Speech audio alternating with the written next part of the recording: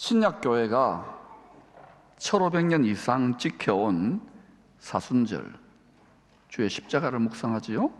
고란주간, 예수님이 유월절 어린 양으로 못 박힌 성만찬하고 못 박힌 날, 성금요일, 그죠? 그날이죠. 부활절에 오늘 왔습니다.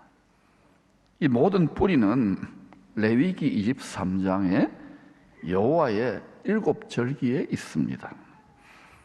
예수님의 초림을 알려주는 봄절기, 사람을 하나님의 알곡, 영혼으로 추수하는 농사예요. 봄농사절기는 유월절, 무교절, 초실절, 그리고 오순절날 비와 같이 부어지는 성령의 권능받아 약 4개월의 여름 동안 주로 이방인 영혼을 추수합니다. 지난 2000년이 여름과 같다고 보면 돼요. 지금은 이제 여름 끝을 향하여 달려가고 있어요. 이제 곧 가을로 접어들거든요. 가을 농사절기는 주님의 재림과 관련되는 나팔절, 속죄절, 초막절로 주로 추수를 하는데, 이방인의 남은 자들도 추수하지만 야곱의 남은 자들, 이스라엘이 지금 자꾸 보내고 있잖아요. 전쟁이나 뭐 이렇게 경제적인 어려움이나 전염병 같은 걸로 야곱의 남은 자들의 영혼을 추수하는, 여기에 초점을 맞춰서 농사가 1년 농사가 마무리되듯이 하나님의 농사가 마무리되고 땅이 안식하는 그리스도가 오심으로 나라가 세워지게 됩니다. 오랜 세월 지켜온 소중한 교회 절기를 구약 레위기 23장의 여호와의 7절기와 연결시켜서 이해해 보려고 하는 데는 이유가 있어요. 우리가 유대인들처럼 7절기를 그대로 다 지켜보자는 말은 절대 아닙니다. 이 부분은 오해 없으셔야 돼요. 할 수도 없고, 골로새서 2장 16, 17절에서 말씀하신 것처럼 여호와의 절기는 주님 오시는 장래일의 그림자일 뿐입니다. 초림 첫 번째 오셨잖아요. 그리고 약속대로 한 번 더 오신답니다. 그게 가을 절기예요. 그래서 봄에 오셨고 가을에 오시는 거예요. 봄에 시작했고 가을에 시작하는 거예요.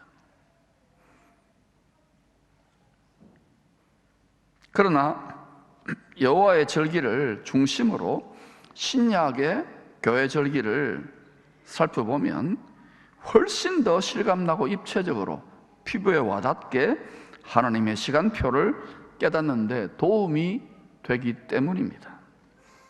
자, 신부가 신랑과 결혼할 때를 알아야 결혼 준비를 하지 않겠습니까? 이제 봄이 되니까 주례 요청이 많아요.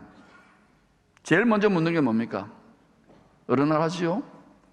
저도 스케줄을 잡아야 되니까. 하나님이 사돈이고 우리는 땅에 있는 사돈이에요. 하나님하고 우리하고 사돈지간 되는 것이 하나님과 사람, 하늘과 땅이 예수와 하나 되는 것, 그걸 말하는, 결혼의 비유를 하거든요. 비유를. 어떻게 우리가 하나님과 사돈이 될 수 있어요? 비유입니다. 비유. 물론 살아있는 성도들이 예수 믿고 살아있는 동안에 공중으로 들림받는 휴거를 포함한, 휴거라 그러잖아요. 옛날에 다미처 선교회라고 막 MBC 9시까지도 80년대 후반에 나타난 이런 휴거를 포함한 주 안에서 죽은 성도들의 첫째 부활, 따라합시다. 첫째 부활. 어린 양의 혼인잔치의 정확한 날과 시간은 알 수가 없어요. 이 결혼식, 하나님과 사람, 그를 믿는 사람, 예수님이 성자 하나님이거든요. 사람이 되셨으니까. 그리고 하늘과 땅, 하늘의 예루살렘과 땅의 예루살렘이 결혼하는 정확한 날과 시간은 누구도 모릅니다. 그 날과 시간은 오직 하나님 아버지만 아셔요. 그러나 그 정확한 날과 시간은 몰라도 우리가 여호와의 7절기를 통하여 결혼 스케줄, 때와 시기, 절기는 우리가 알 수 있거든요. 준비할 수 있는 거예요. 그래서 중요한 거예요. 준비하기 위해서 이런 부분들을 살펴보아야 되는 거예요. 자, 그런데 요한계시록 20장 4절, 5절, 6절은 첫째 부활에 참여하는 성도들은 주님과 더불어, 신랑과 더불어 1000년 동안 왕노릇할 것이라고 했습니다. 몇 년 동안요? 1000년 동안 왕노릇할 것이라고 했습니다. 누가? 첫째 부활에 참여하는 자들. 아니, 예수 믿으면 다 천국 영생 부활이지 첫째 부활은 또 뭐야? 좀 이런 의문들을 가지시고 성경을 좀 읽고 연구하고 묵상하고 접근하시기를 바랍니다. 이제는 이런 걸 자세히 알아야 돼요. 이제 그런 때가 되었다고요. 그래서 그걸 저 나름대로 조금 깨달은 것들을 나눌 테니까 이 치에 와닿는지 여러분이 잘 한번 생각해 보셔요. 성경에 있는 이야기를 나름대로 이야기할 거니까. 첫째 부활은 두 가지로, 또 여러 가지 설명할 수 두 가지로 설명해 볼게요. 먼저 주님과 같은 부활의 몸으로 변화되는 성도의 부활입니다. 열매로 말하면 주님을 닮은 삶의 열매, 주님처럼 처음 익은 열매, 부활의 첫 열매로 잘 익었기 때문에 먼저 추수하는 거, 먼저 부활하는 거예요. 우리가 청송에 사과밭에 농사 짓는 분들은 아실 거예요. 농부가 어때요? 나중 것부터 따는 분, 독특한 분이죠, 그분은. 백화점에 납품하거나 좋은 가격에 시장에 내다 팔 탐스러운 사과부터 추수하지요. 그게 첫째 부활이라고 생각하면 돼요. 이해되셨습니까? 예, 첫째 부활. 그 다음에 또 아까 요한계시록 10장에서 읽었던 것처럼, 이해했던 것처럼 그리스도의 나라에서 주님이 오셔서 자기 나라를 회복해요. 그리스도의 나라에서 주와 더불어 왕노릇하는 부활 정도로 이해하면 되겠습니다. 그러니까 따라합시다. 왕노릇하는 부활. 그럼 여러분 왕노릇 하고 싶어요? 아니면 뭐 하고 싶어요? 왕은 아닌데 왕노릇 하는 거예요. 왕과 함께. 그게 첫째 부활이에요. 처음 익은 열매 추수고 어린 양의 혼인잔치고. 여호와의 절기를 살펴보면 이 첫째 부활이 나팔절에 일어날 것을 알 수 있어요. 고린도전서 15장은 우리 성도들에게, 주님의 신부들에게 가장 중요한 부활 소망, 결혼으로 하나 되는 소망의 근거를 설명하는 장이 부활장입니다. 부활장. 우리가 부활할 수 없잖아요. 영생할 수 없잖아요. 죽잖아요. 모두 다가. 아무리 비나이다 해도. 그런데 예수님을 통하여, 예수님이 씨예요. 썩지 아니하는 영생의 말씀 씨앗을 우리 마음밭에 심었잖아요. 하나님이 아버지가 입으로 뱉었어요. 모든 만물과 생명의 주인이, 생명의 근원이신 분이, 전지전능한 분이, 창조주가 뱉었거든요. 그 말을 우리 마음밭에 심는 거예요. 예수님 자체가 말씀이 아닌 말씀 씨앗인 거예요. 영원히 썩지 않는 말씀 씨앗을 우리가 받았거든요. 그런데 믿잖아요. 심었는데 잘 가꾸어야 돼요. 믿음 생활을 잘한다는 건 주님을 닮아가야 돼요. 주님의 성품을 닮아야 돼요. 주님의 성깔, 빛깔을 닮아야 돼요. 사랑과 희락과 화평, 오래 참음과 자비와 양선과 충성과 온유와 절제. 또 그분이 우리 신랑입니다. 우리 남편이고, 그분의 십자가의 멍에를 메고 그 사랑을 깨닫고 주와 복음을 위해서 각자 분량대로 고생하고 수고하고 일해야 되는 거예요. 이치에 받았습니까?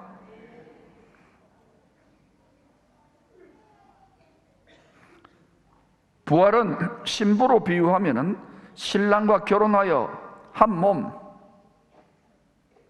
예수님이 머리잖아요. 우리가 한 몸에 지체되었다는 말은 우리가 죽을 수밖에 없는데 이미 부활 영생에 들어가신 그분과 연합됨으로 한 새 사람을 이루는 거예요. 썩지 않는 영원한 몸, 영광의 몸, 부활의 몸을 우리 자체로 입는 게 아니라 예수님과 연합됨으로 이걸 결혼에 비유한 거예요. 그래서 한 몸이 되는 거예요. 특히 바울은 부활의 처음 익은 열매가 되신 주를 믿는 성도들의 첫째 부활의 신비를, 부활의 처음 익은 열매가 되는 신비를 이렇게 설명했습니다. 고린도전서 15장 51, 52절 시작. 보라, 내가 너희에게 비밀을 말하노니 우리가 다 잠잘 것이 아니요 마지막 나팔에 홀연히 다 변화되리니 나팔 소리가 나매 죽은 자들이 썩지 아니할 것으로 다시 살아나고 우리도 변화되리라. 여러분, 이거 믿는 게 예수 믿는 겁니다. 아유, 나는 이거 안 믿는데요. 근데 교회 다니면 착하게 살려고, 마음의 위로를 받으려고, 그거는 제대로 믿는 게 아니에요. 그거는 부산물이지. 우리가 왜 이렇게 여러분 중에는 막 고생하면서 막 이렇게 그래도 인내하면서 이렇게 믿느냐 하면은, 심지어 순교도 하잖아요. 어떤 사람들은 보라, 내가 너에게 비밀이란데 이건 알 수 없는 비밀, 미스테리 하나님의 미스테리를 말하노니 우리가 다 잠잘 것이 죽는 것이 아니요 마지막 나팔. 어떤 나팔? 마지막 나팔. 호련이 다 눈 깜짝할 사이에 변화되는 거예요. 죽은 자들이 썩지 아니할 것으로 다시 살아나고, 죽은 자들도 죽은 자들의 부활이에요. 그 다음에 우리도 변화된다는 것은 살아있는데 공중으로 들림 받아가지고 어린 양의 혼인, 이걸 휴거다, 어린 양의 공중 혼인잔치다, 영생체가 되는 거예요. 산자의 부활인 거예요. 에녹처럼 그냥. 이거 믿습니까?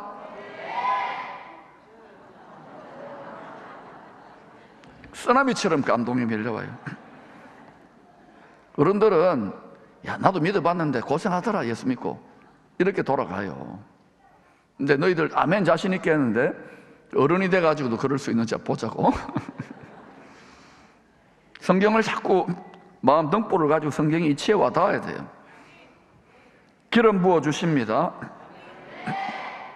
또 같은 첫째 부활의 비밀, 처음 익은 열매로 추수되는 비밀을 조금 다른 방식으로 또 바울이 설명합니다. 데살로니가전서 4장 16, 17절입니다. 시작. 주께서 호령과 천사장의 소리와 하나님의 나팔 소리로 친히 하늘로부터 강림하시리니 그리스도 안에서 죽은 자들이 먼저 일어나고 그 후에 우리 살아남은 자들도 그들과 함께 구름 속으로 끌어올려 공중에서 주를 영접하게 하시리니 그리하여 우리가 항상 주와 함께 있으리라. 마귀 사탄의 세력은 공중 권세 잡은 자라 그랬잖아요. 그러니까 뭐냐면 첫째 부활에 참여하는 자, 처음 익은 열매, 그 다음에 그리스도의 신부들이 믿음의 싸움을, 기도의 싸움, 믿음의 싸움을 싸우면 공중의 권세 잡은 자들이 땅으로 추락하게 돼 있어요. 공중이 청소되기 때문에 요한계시록 12장의 사건이 이루어지는 거예요. 그때 하늘에 있는 자들은 즐거워하라, 그러나 세상에 있는 자, 땅과 바다에 있는 자는 화로다, 이러는 거예요. 왜? 덜 익었기 때문에. 성도들이, 그 사람들은 더 익어야 되는 거예요. 나중에 피난처에 들어가서 이제 도피성 같은 데 들어가서 고생하다가 이제 좀 추수돼요. 그래서 하늘에 속한 자로 먼저 추수되는 게 좋아요. 이게 구약과 신약을 넘나들어 보십시다. 여러분이 짧은 시간에 이걸 다 이야기할 수는 없어요. 즉 구름 속으로 끌어올려져, 휴거라 그러지요. 어린 양의 공중 혼인잔치에 참여하는 것이 성도의 첫째 부활임을 알 수 있습니다. 머리 대신 그리스도와 온전한 한 몸을 이루기 때문에, 예수님 부활했으니까 우리도 한 몸이니까 부활체가 되는, 영생체가 되는 거예요. 이게 예수 믿는 자의 영생 불사 방식입니다. 안 죽어요. 천사와 같은 영체와 육체가 하나가 되기 때문에, 하늘과 땅이 하나가 된 상태를 미리 맛보는 거예요. 첫째 부활에 참여하면 다시는 사망이 먼저 없어져 버리는 거예요. 부활의 처음 익은 열매이신 주님처럼 극상품 처음 익은 열매로 부활하여 천국 곳간에 추수된다는 의미입니다. 결혼식 후에 어린 양의 공중 혼인잔치 후에 아내들과 이제 결혼을 했으니까 신부가 아내들과 함께 만왕의 왕이 지상에 재림합니다. 먼저는 땅을 멸망시키는 자들을 진멸하시고 그 다음에 아내들이 왕같은 제사장들이 하나님과 그리스도의 제사장이 되어 첫째 부활자로 천년 동안 왕노릇하는 거예요.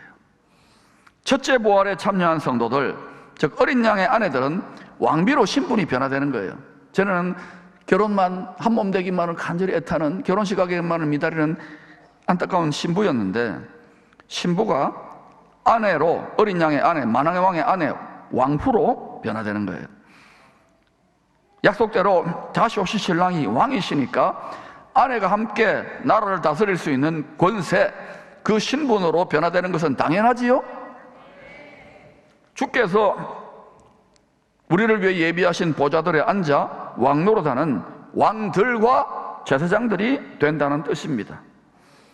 모든 성도들, 예수를 믿는 성도들이 이 신분으로 초청받았지만 모두 다가 초청받았어요.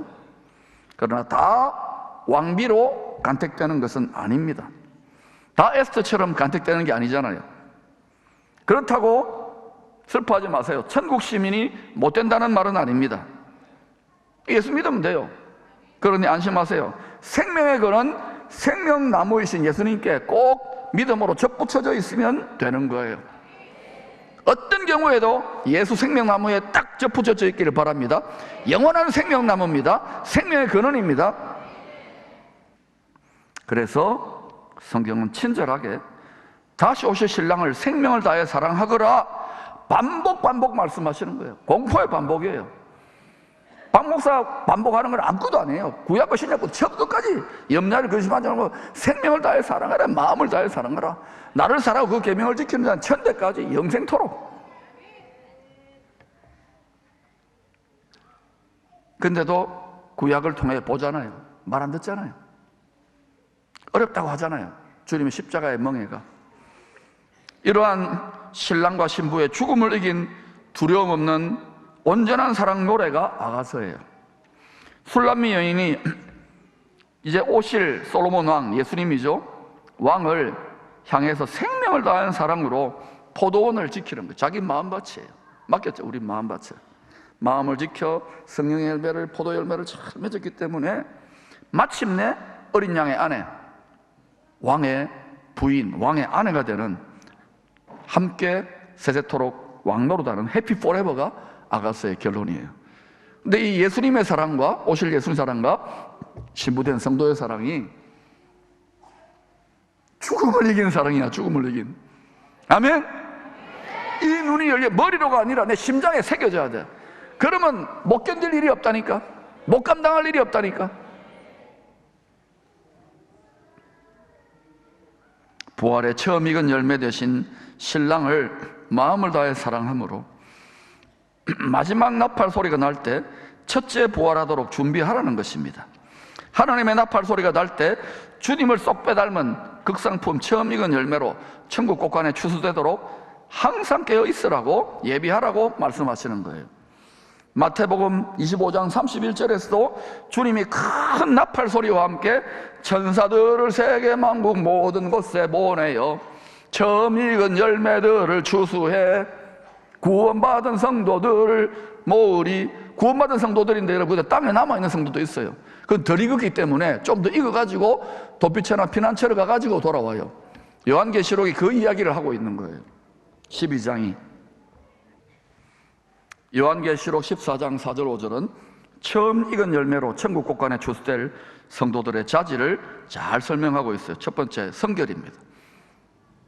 죄 지으면 안 돼요. 죄 지으면 회개해야 돼. 즉각.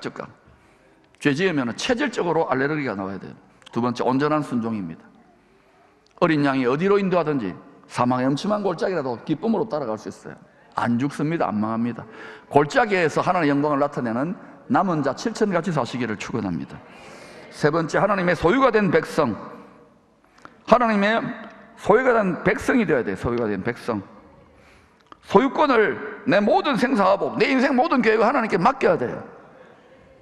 어때요? 하나님은 나의 주인입니다 해놓고는 내가 내 인생의 주인이다, 이걸 노래 부르잖아요. 세상에 속지 말라는 하나님 말씀에 더 붙어 있어야 돼요. 네 번째는 오직 하나님의 말. 우리가 막 욕하고 남 비난하고 교회 안에 그런 거 많잖아, 뒷소리. 그런 거 하면 안 돼. 성경을 깨달아 오직 하나님의 말, 축복하는 말, 기도하는 말, 사랑하는 말, 위로하는 말, 천국 복음을 외치는 말을 하시기를 축원합니다. 교회는 말로 세워지고 말로 무너지는 거예요. 여러분 남 판단하고 남 씹는 거 잘하는 분들은요, 죄송하지만 자기가 하나님의 재판장 자리에 앉아서 교만의 죄를 짓는 거예요. 그러니까 늘 얼굴이 어둡고 싸나워요. 율법 아래 gat혀 있는 거예요. 깨어질지어다. 그 선악지식 판단이 십자가 나무에 못 박혀서 여러분의 마음 중심이 생명나무로 바뀌어질지어다. 생명나무에 접붙여질 때에 성령의 열매가 맺히는 거예요. 그때부터 제대로 철들고 성령의 진액이 올라오는 거예요. 할렐루야. 성경은 하나님 아버지 집안의 가장 큰 잔치가 하나님의 나팔을 불 때 열릴 것을 알려줍니다. 가장 집안의 큰 경사가 잔치 아닌 결혼잔치. 나팔절에 부는 이 마지막 나팔, 하나님의 나팔, 큰 나팔은 요한계시록 8장, 9장, 10장, 11장에 7 천사들이 부는 7 나팔과 관련이 있습니다. 이 이스라엘은 이 나팔절의 신비를 모른 채로 무려 3,500년간이나 3,500년간이에요. 어린 양의 혼인잔치 리허설을 해왔던 거예요. 나팔절에 히브리 말은 욤 테루아입니다. 하늘의 문이 열리는 때, 또 이리로 올라오라, 생명책을 펼치는 때 등과 같은 여러 가지 의미를 갖고 있습니다. 주님의 재림을 알리는 나팔절에는 4가지 방식의 나팔을 불었습니다.